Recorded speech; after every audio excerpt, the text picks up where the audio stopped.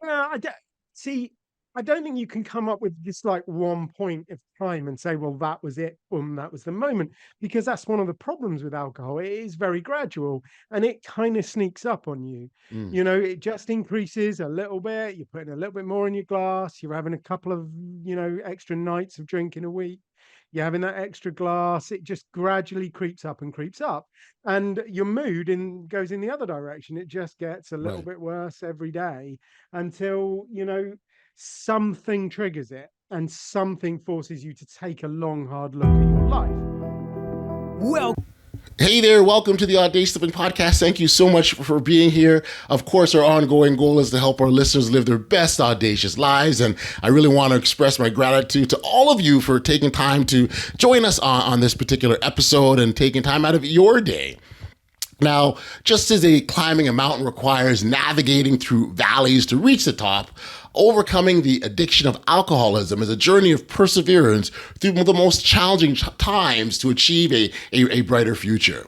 In our insightful interview with Mr. Duncan Bhaskaran Brown, we explore how he conquered his own battle with alcoholism and paved the way for a life of purpose and fulfillment. Duncan is a renowned author and addiction recovery coach who really has dedicated his life to helping others break free from the chains of alcohol addiction, and something he understands oh so well, and how easy it is to get in, but how hard it is to get out. He uses deep empathy and understanding. With that empathy and understanding, he guides others on their journey to sobriety and self-discovery. His personal experience with alcoholism and transformation into a beacon of hope and inspiration make him a valuable guest on this show. And I'm really glad that we had his insights and expertise to shed light on the challenges and triumphs of overcoming addiction. So now that we got you all set, let's turn to our conversation with Duncan. Enjoy.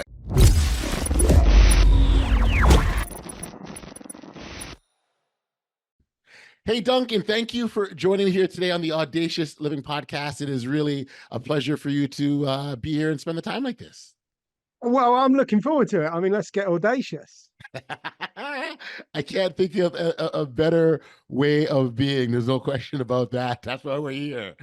Um, on this podcast, we certainly, we really, it's about encouraging individuals to live that best audacious life. And when we talk about what that life looks like, I oftentimes use an analogy of life sort of being like hills and valleys, right? It's a continuous journey. Sometimes there's ups, sometimes there's downs.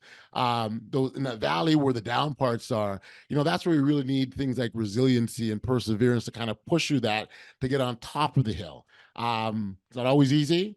Some people get stuck there. Some people get out of it. It's going to be different for every single individual, and what that challenge is, that also can be different too.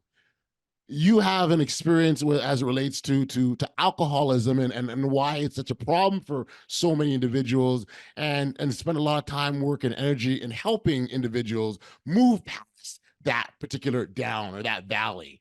So maybe as a starting point, Duncan, maybe I can get you to sort of talk about the work that you do and what got you to this point.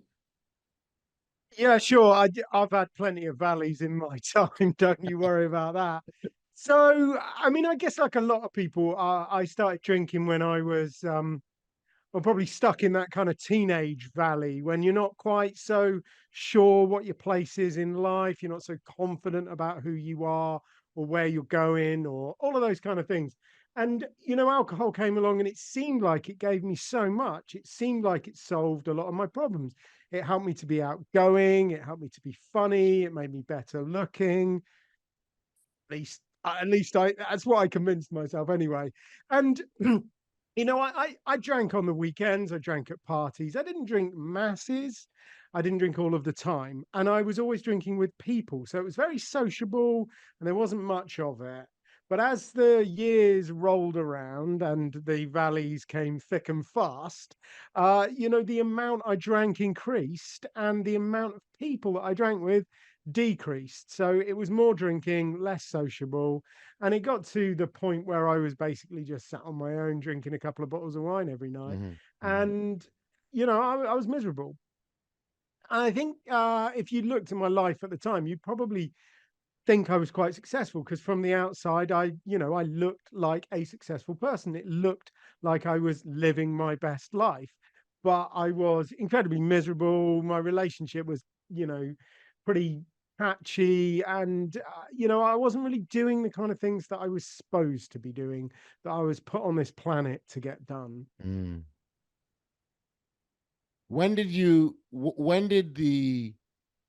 Or when did you identify that the misery set in? Is that sort of when you started with alcohol, or were you in it and then realized like I'm not feeling any better, or at the same time, like would it happen all at once? Yeah, I don't see. I don't think you can come up with just like one point of time and say, well, that was it, that was the moment, because that's one of the problems with alcohol. It is very gradual, and it kind of sneaks up on you. Mm, It just increases a little bit. You're putting a little bit more in your glass. You're having a couple of, extra nights of drinking a week. You're having that extra glass. It just gradually creeps up and creeps up, and your mood goes in the other direction. It just gets a little right. bit worse every day, until something triggers it, and something forces you to take a long, hard look at your life. And for me, that was when my wife and I were trying to start a family. Hmm. And we did, well, you know how that works. I don't think I need to explain that to you. Kind of fun, actually. And my wife got pregnant, and we were full of this kind of like optimistic, stupid young parents kind of thing. Right. And it was all very exciting until she had a miscarriage, and then just the bottom dropped right out of it. And Hmm. it suddenly became very, very difficult. It was incredibly hard for her, and I didn't help. My default reaction to stress, to negative emotions, to hard things, was to go and drink. So I just Right. went and drank, and pretty much left her on her own, which is, of course, the last thing she needed.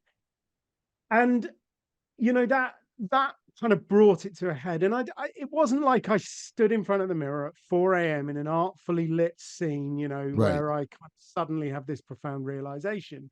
But what I did over the course of a couple of months was I started to ask myself questions about my life. What is it that I want from my life? And I never phrased it exactly that way, but I look back on it now and I know it was clear. What I was asking myself was, do I want another drink, or do I want a family? Gotcha.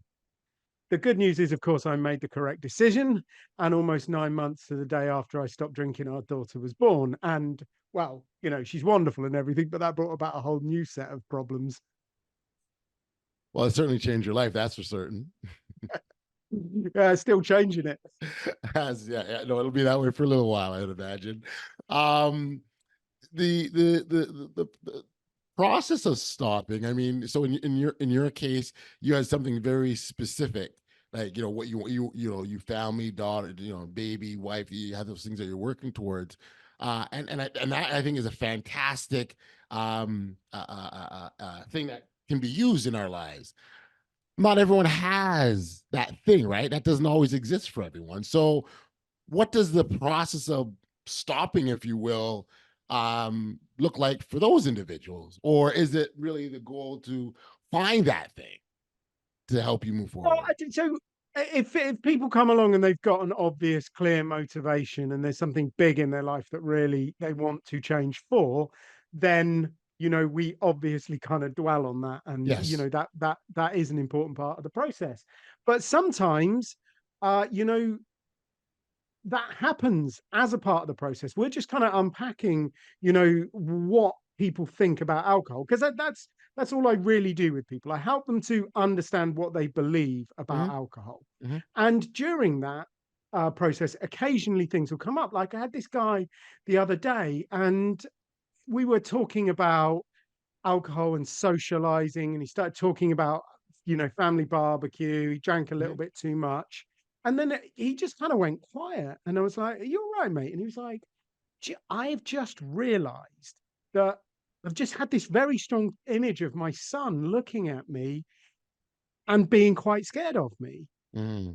And I've just realized that my drinking scares my son. And of course, that became a huge thing for him. Right. And that was a Right. part of him moving forward. But it wasn't like he arrived with that intact. And what I think most people have is, most people have enough motivation. If you drink heavily for any length of time, you have enough motivation. You know, sometimes it's about a matter of kind of unpicking it and putting it into language that you understand, and like thinking of it in terms that you understand. But I have never met somebody who drinks heavily who doesn't want to stop. Gotcha. Well, and I imagine by the time that they come to you, they know they want to stop, or they wouldn't have come to you to begin with, right? I mean, to be fair, some of them come a little bit under duress. It's let's be honest, it's always the blokes, isn't it? They're kind of like, you know, my wife made me, and what I'm going to do is I'm going to listen to you for a bit, and then I'm going to conclude that you're an idiot and you don't know what you're talking about, and then I'm going to go back to my wife and I'm going to tell her that it didn't work and that I better just keep on drinking. You know, I do get that quite a lot, and even with guys like that, you know, but isn't that really interesting? It's not working, so I keep doing what I'm doing. I know isn't work. That's hurting. Yeah. I want to stop this solution. thing, right? I want to stop this thing. I know it's not good for me. I tried a strategy that's not working, so I keep doing the thing I know it's not good for me. Yeah. No, that is reasonably common, and it's one of the sad things about a lot of kind of half-cocked programs that are out there that don't really help, because they give you a little bit of an idea, and maybe they work for some people, but they don't work for the vast majority of people. Right. And what happens to a lot of people in those programs is that they learn that they can't change, and they learn that, you know, there is no other way, so they might as well go back to drinking. Because they kind of like, yes, they don't like drinking, but they don't like the alternative either, so they'll stick with the bad call that they already know about. And yeah, I think that's really powerful, and it's one of the dangers that I think people, you know, who work in the kind of areas that I do, we really need to be aware of that, because the like, it comes back to Hippocrates, doesn't it? You know, first, don't make it any worse. Right. That's the number one rule. Don't make it any worse. Help if you can, but, you know, just don't put people in a worse situation than they were before you met them. So tell me, on the topic of getting worse, how bad can it get for people who are? I wonder if you could describe how bad it can get for individuals who are, you know, have an alcoholism problem. Well, I'm tempted to say death. Okay. I mean, it kills, you know, millions of people every year, and I'm not exaggerating. It is the number one global killer of people aged between 15 and 49. So, like, yes, I mean, it's probably top of the shop. Like, it will kill you. And in fact, actual fact, you know, you can do that very, very quickly if you want, because about an espresso cup of alcohol, pure alcohol, ethanol, would kill me. You'd probably need a little bit more because you're bigger than me, but still, you're not going to be able to manage too much of the stuff, because it's a pretty potent poison. Okay. Yeah, and then, you know, we can go into the ramifications. Generally, people tend to lose, you know, 3 or 4 things, starting with their job, their family, their home, and their driving license. And yeah, I guess chased off by losing their dignity. I mean, I worked with somebody the other day who was very, very, very, very bad. She got herself into a really, really tough situation, and she'd lost her job, her family. She was in the process of losing her accommodation, and we managed to find a good inpatient program for her, and she has turned it around. But you know, what I want to stress about this person is she's smart, you know, much smarter than me. She got 2 advanced degrees. The only reason why she didn't finish her PhD was because she got headhunted while she was doing her PhD. So it's like, this is not kind of like Skid Row Joe. This is not some bum off the street. This is an incredibly clever, incredibly successful person. It's just the alcohol dragged her so low down that, you know, she looked like Skid Row Joe. You know. Wow. Yeah. No. It's you know it's one of those things where the impacts could virtually be anything. Like everything in your life that you value, hold dear, is at risk of being lost. Really, what we're talking about, including, as you alluded to, your own. Yeah. I mean, that's the thing with anything that's addictive. Yes. If you do it long enough, it will take everything from you. Yes, yes. So I guess I want to talk a bit about that process of overcoming, right? Like again, I know we initially sort of talked about the motivators, and how important it is to find those motivators. But is it still just a matter of cold turkey, or what does the process of kicking this thing look like? So there are different approaches. Hmm. What I do would be sort of termed cognitive realignment or something like that. It's kind of like it's a part of cognitive behavioral Okay. therapy, but it's a very specific part of it. And what I do is I start by looking at people's beliefs. So most people don't examine what they believe about the world very often, but it underpins a lot of their actions. So, Right. for example, yesterday we had an election, and it was for the Police and Crime Commissioner, which is like a really unimportant role in the UK. And that was the only thing. So most people didn't go and vote. But I did because I believe that voting is important, even in an election that I generally didn't care about the result. I knew who was going to win because they won the last two times. So no, it wasn't even close. Right. So there's like almost nothing in it. But I went and voted because I believe it's important. And a lot of people, that is why they make sure they turn out in elections. I have a feel you've got one soon, and people will turn out for it, won't they?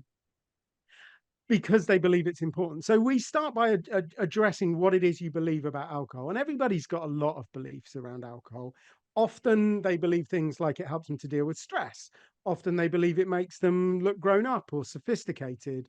They believe it helps them to socialize, that it brings them friendship.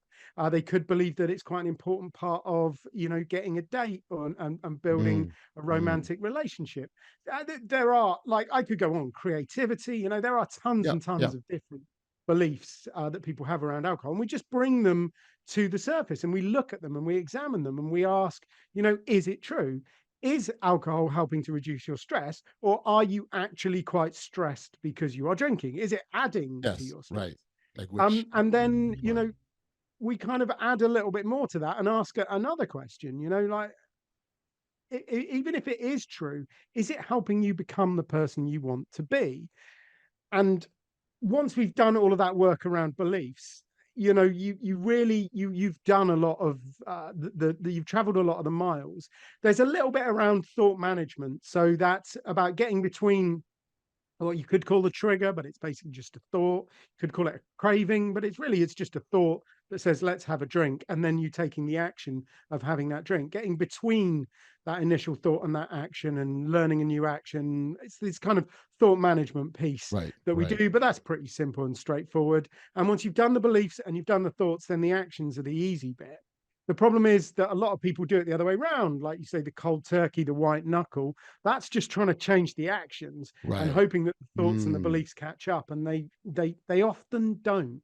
No, no. Well, the approach that you just described is a very strategic one and very intentional. And I think those are key elements of any sort of pattern that we're trying to break. Certainly, again, the motivators are fantastic, but say let's say in the absence of a motivator, or maybe there always you can find one, but regardless, the intentionality of here's what we're going to do it, here's a pathway to do it, and here's why, and I wonder how, if you could talk about how important having supports in place to assist you, because that's I would say it's a key part of it, isn't it? Absolutely, absolutely. And I think if you look at it, most prisoners are pretty motivated to get out of jail, aren't they? Yes. But that doesn't necessarily help them. So what do they need? They need some help and support, because they basically have two choices. You can do it the Andy Dufresne way, can't you? You can get a little teaspoon and you can dig for 8 years, and you will get out of prison, but you'll have to swim through that pipe full of whatever that pipe was full of, but it wasn't very nice, was it? So Well, you could do that, or you could get somebody to help you.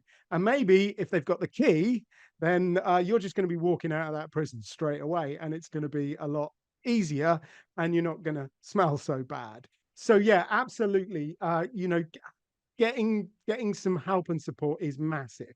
So there's the help and support that I do, which sure. is, it's cognitive, it's kind of therapeutic a little Yep. bit. Um, that's one area of it, but also, you know, support in terms of friends and family is also massive. Hmm. Now, that varies. Some people's friends and families are enormously supportive and they're a great rock. Some people, it's the other end, that they're not so supportive. They don't really understand. Right. There's a lot of issues that probably uh, you know, sits on top of. So what people like that, they tend to find more support in group programs, things like AA or secular recovery, Life Ring, Smart Recovery, Recovery Dharma, She Recovers, all of those kind of group programs where Mm-hmm. you meet a lot of people who've had similar experiences to yourself and understand what you're going through, and then you can get the support there. So I think it's important to realize that what you need is a broader range of support. Yes. Yeah, no, and again, I think it serves a critical piece or aspect of that process of recovering. Um, the the post. So okay, so I'm kind of going on this journey here, right? So we talk about support, we talk about kicking a habit. Let's say we've done that. That post life, because there's an unfortunate silence where people do kind of fall back, right? So it's key to be mindful of the triggers and the things that can get you in that fallback position. But in generally, what does the post breaking the alcoholism habit look like? So I think it's important to see it in sort of three distinct phases. Okay. So we talked a little bit about stopping. That's the bit where you actually, Yep. stop doing it. Yep. And I think it's important to see that as a phase, because we sort of think, well, stopping, that's a single action, but it's not. It can be a longer period of, confronting various issues, and it could have some, some slips and some relapses and things Sure. like that in it.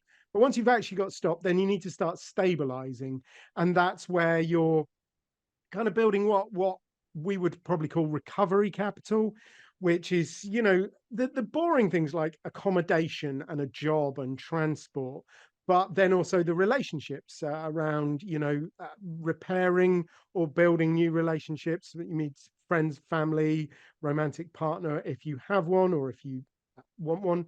You also got to think about things like jobs and Yep. diets and things like that. So you've got quite a lot of work to do just from a practical sense. But then a lot of people, they drink to push aside some emotions, Right. and whether those are just, uncomfortable feelings about not knowing your place in the world, or whether that is full-blown history of childhood trauma, those emotions are Mhm. going to start coming up in the stabilizing period. So one of the most important things to do is find a way of standing in front of those emotions, because when we drink, we try and run away from them, Right.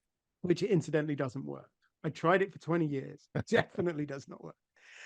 So there's that kind of emotional intelligence piece as well. Yeah. And then, like you say, you have to live in the world, and the world is full Right. of alcohol. So Mhm.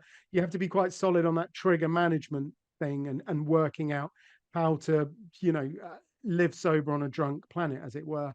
Once you've got through that stabilization period, then, that's the really good bit. Once everything's kind of like bedded down a bit, that's when you can start to make these big decisions and say, well, you know what I want from my life. Well, Yes. now I've developed enough self-awareness to know that, I'm good at this and the world needs this. And therefore, if I use what I'm good at to provide something the world needs, then I am going to be happy. Gotcha. Whether I make a lot of money or not, I am going to be happy doing that. Gotcha. Gotcha.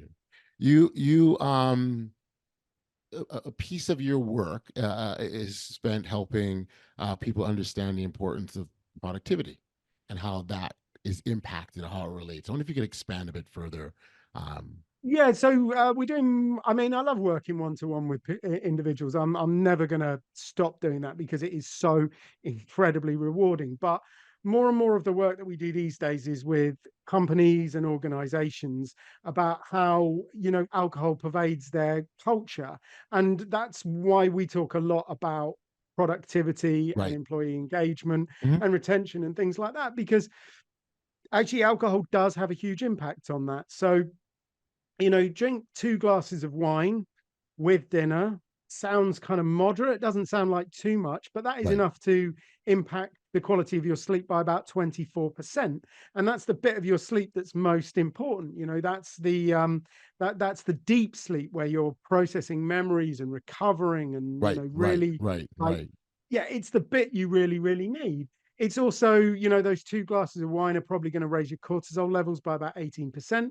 So you're going to be more stressed. So that's going to lead to fatigue, possibly burnout, all of those kind of things. So you're tired, you're stressed. It also affects your mood quite a lot. So, Gotcha. it plays havoc with your brain chemistry. So you wake up next morning with a little bit less GABA, less serotonin. You're more anxious, less empathetic. Mm. And then, it also has a huge impact on concentration and learning. In fact, there was a study recently that showed that drinking 2 days after you learnt something, not immediately after you learnt it, but 2 days after you learnt something, actually had a huge impact on your recall.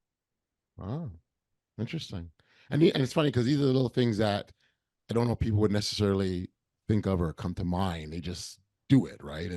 And so when you sort of add these stats and these figures and these insights to things, it allows you view it differently. You realize that glass of wine isn't just one glass of wine because of the impacts it potentially can have. So that's an important exercise to go through. Yeah, yeah. So, I mean, I think the conversation around alcohol has always been dominated by pretty much the alcohol companies. They spend Right. a lot of money advertising their product, Sure. which I guess you kind of can't blame them for. That's what they're there for. They're trying to make money. So we think a lot about alcohol, and we talk a lot about alcohol in terms of the advertising message that we've been sold, the way it's Right. being portrayed to us in films, Yeah. television, streaming It's services. normalized, right? It really We, is we think normalized.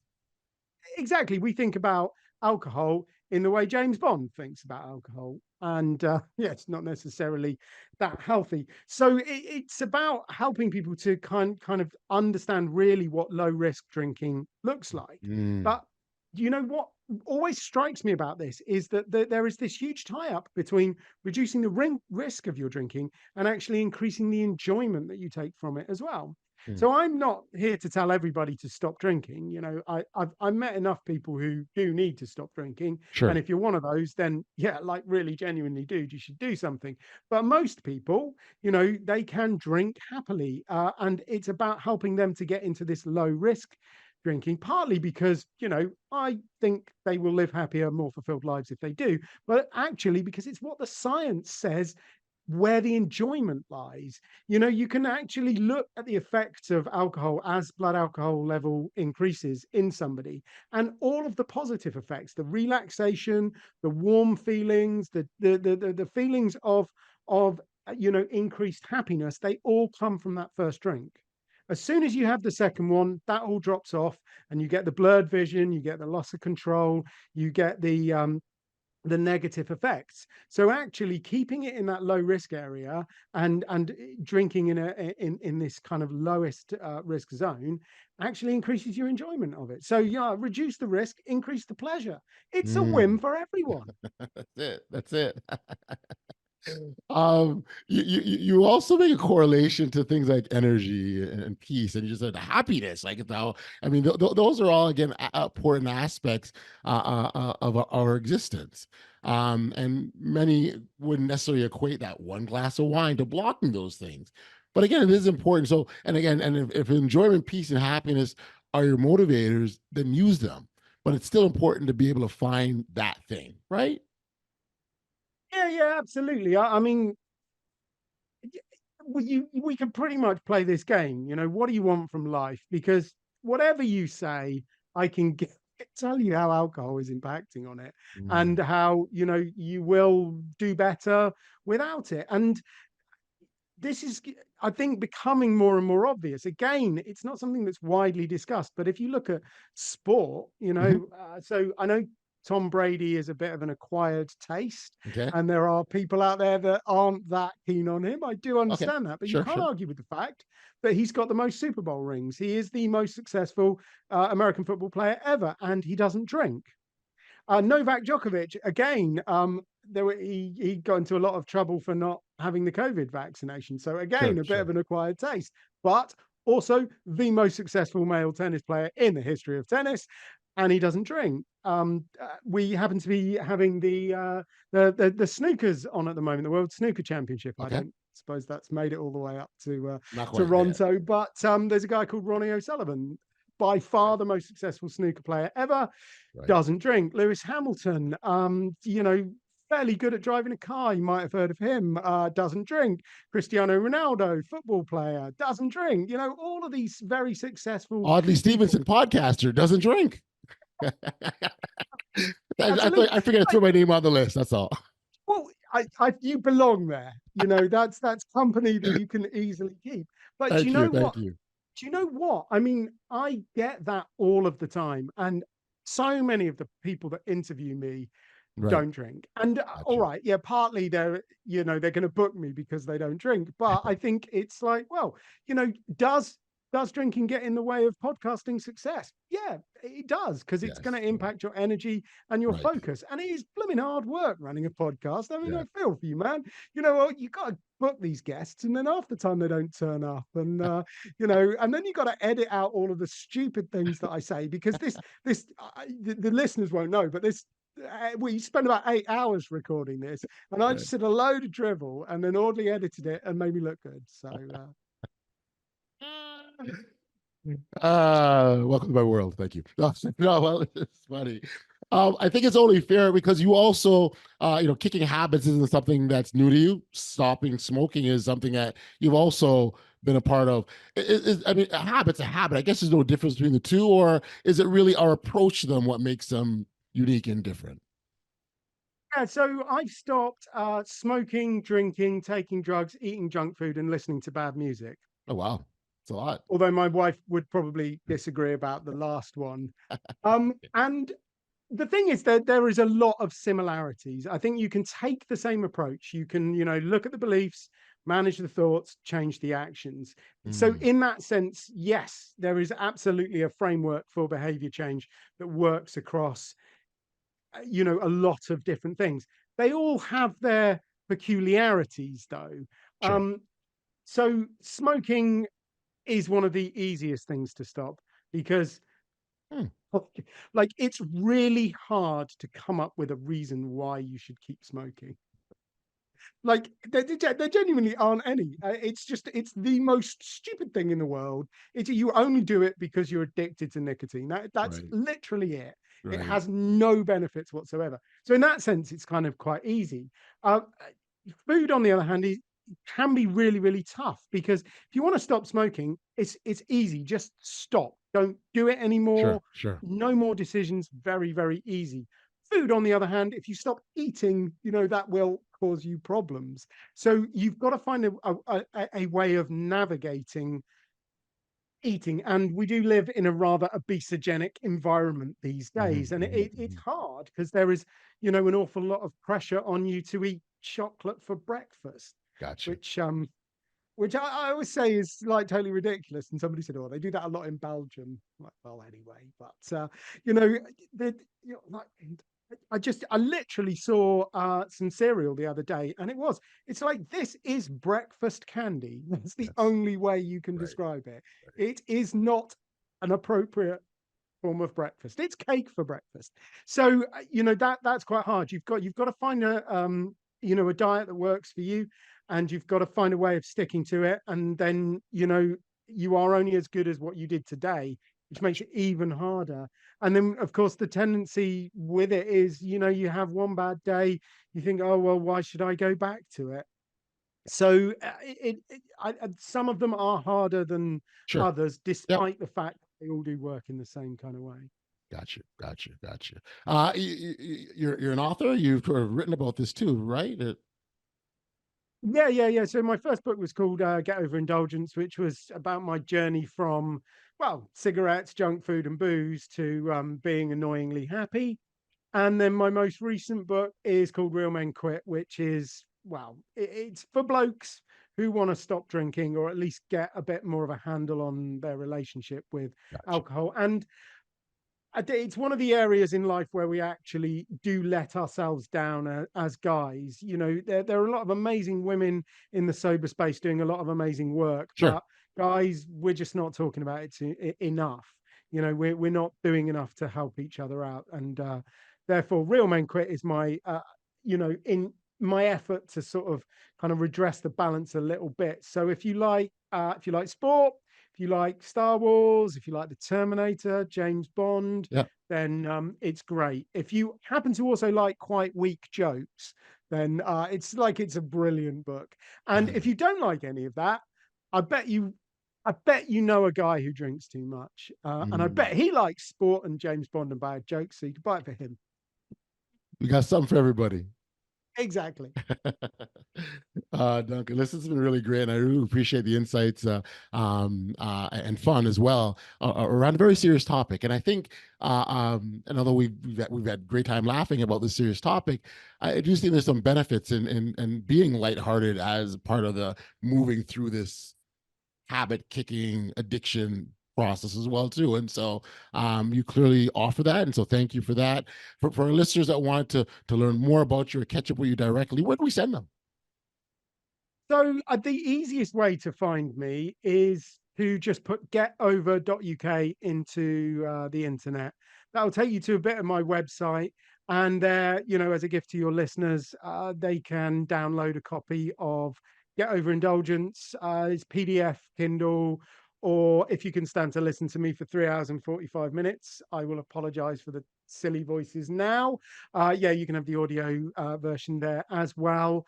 And that getover.uk does take you to a bit of my website. Sure. There's obviously links to the socials, all of the stuff that we do is on there. And I'm always happy to connect with people. And if I can help at all, please just send me a message.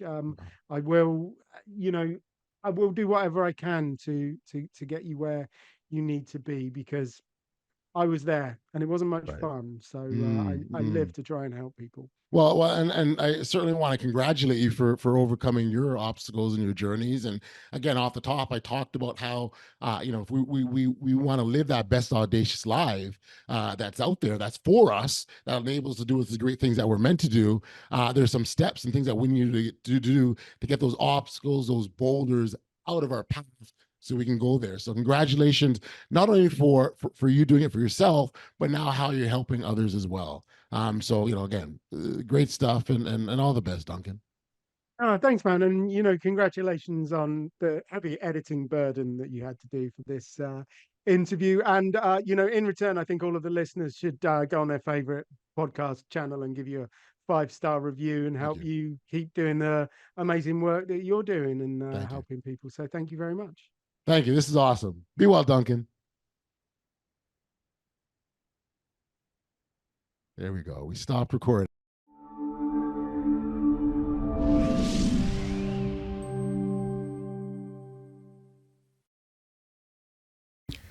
Back we are here on the podcast, and I want to thank Duncan so much for being here and being so giving and with his sharing of his story. Through his story, we learned that addictions is a gradual journey that can trap even the most successful individuals, or those that think they got it all together. By confronting our beliefs about alcohol and embracing support, we can break free from the grip of addiction and pave a path towards a fulfilling and audacious life.